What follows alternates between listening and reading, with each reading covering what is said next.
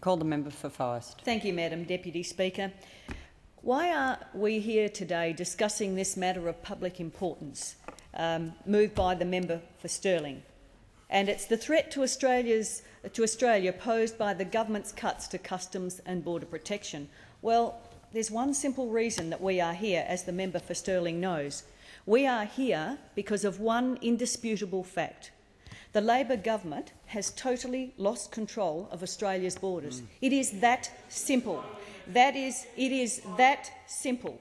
That is the reason we are here, because the Labor government has totally lost control of Australia's borders. Now, we do know that 15,900 asylum seekers have arrived on illegal boats, and that has and is putting incredible pressure on the resources of this nation and on budgets. And why? Because this Labor government literally trashed, the successful border protection policies of the coalition government. And people smugglers are using this opportunity to charge at least $10,000 per person. And at the same time as this, we've seen that the budget has blown out, as I said, for border protection by $3.9 billion. $3.9 billion. And, Madam Deputy Speaker, unfortunately, Australia's ability to protect and manage its borders under this government is not only a national disgrace, but it is an international joke. But it's the joke on Australian taxpayers.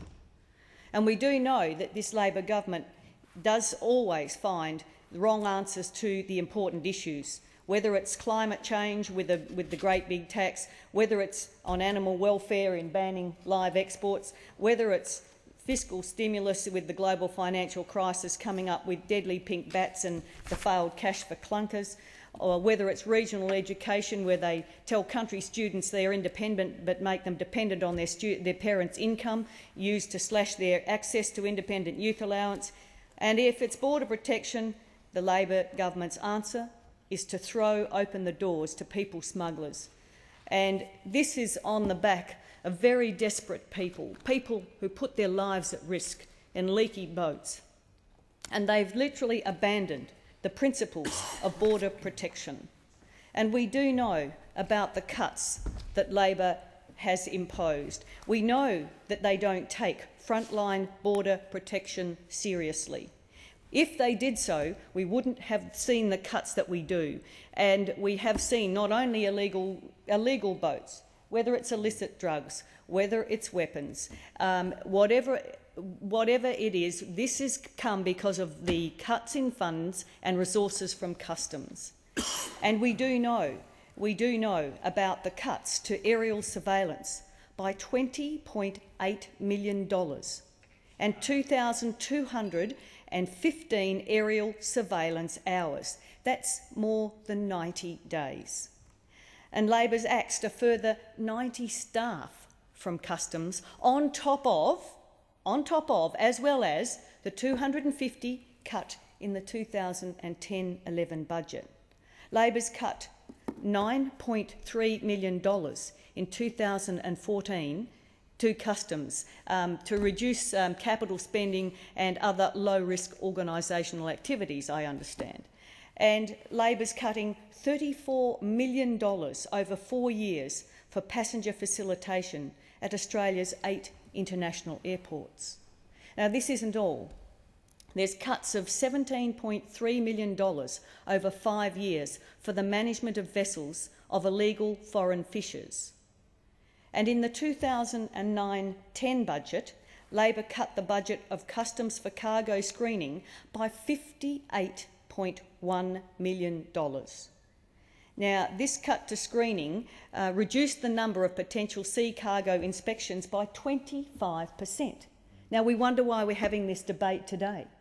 When you put these cuts together, this gives us an incapacity to manage our borders.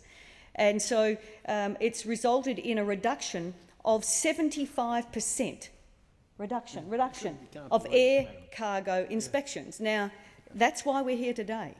And in the recent Customs annual report, it was revealed that only 4.3% of sea cargo is X-rayed, and only 0.6% of sea cargo is physically examined. Now, can you imagine that in relation to sea containers? What does this mean in practical terms? So, you know, with even greater volumes of cargo projected for the years ahead, that means even fewer are going to actually be physically inspected. And we've heard today about the cuts to ASIO, the various agencies, and this is what we've heard today. Now, the government has a really poor record of defending Australia's borders and maintaining our border protection and quarantine and biosecurity, because this is something that people frequently forget, that this has broad-ranging implications for Australian manufacturers of agriculture and food producers who rely on our clean image and our clean quality produce. And it's regarded as safe, and it's essential that we maintain the reputation, but it's been put at risk by the incompetent neglect of biosecurity. And Australia has a unique environment that's under threat from pest and disease incursions and needs protection. And we saw in the Beale inquiry, we were talking about cuts today, well, the Beale inquiry and biosecurity review must be a constant embarrassment to the government, because it was commissioned by Labor and called for hundreds of millions of dollars to be spent on AQUIS and quarantine annually to provide real protection for our nation's borders. But what have we seen? We've seen nothing but cuts, as the member for Stirling has said.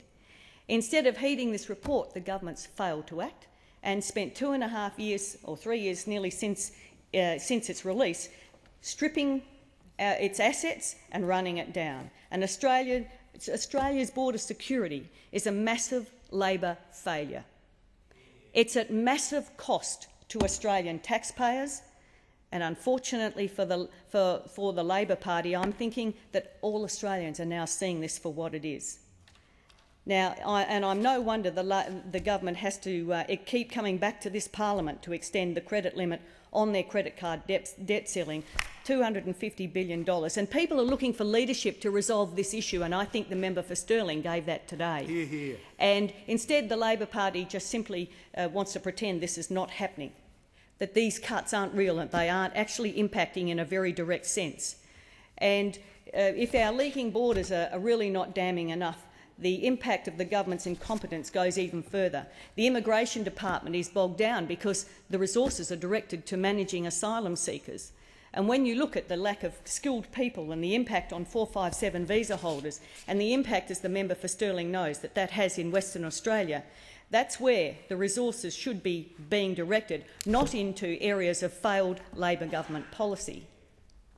So we are projected to have a skills shortage of 150,000 skilled workers, don't we, member for Stirling? And this is the area where the resources of the department should be being allocated, as well as for customs and border protection. And instead, what are we seeing? The opposite. Madam Deputy Speaker, in 2001, the Liberal government and the coalition government made it perfectly clear that Australia was not a soft touch, which is what it's seen as now. And it wasn't a soft touch when it came to border protection. And in 2001, people smugglers made 43 successful incursions into Australia. In 2002, they made only 1. And in the last 6 years of the coalition government, there was an average of just 3 boats and 50 people per year. It can be done if there's good leadership and if you use the appropriate policies of the coalition government. But in 2008, the newly elected Labor government threw open Australia's borders to people smugglers, and here we are today. It's as a direct result of that. And we've seen now, as I said when I first started this, 15,900 people, and a government that has continuously raided these budgets. No wonder we're here discussing this matter of public importance today. And I support the measures that the member for Stirling has outlined, because what it does, it reinforces to the Australian people that the coalition once again has the answers. It has the answers on border protection, and it will provide strong border protection for this nation. And that is the history of the coalition government, and that is one thing, besides managing the economy effectively, that the Australian people can be sure of, that this is a government, that the coalition would be a government that provided strong border protection and confidence for the Australian people, something that is sadly lacking under this government.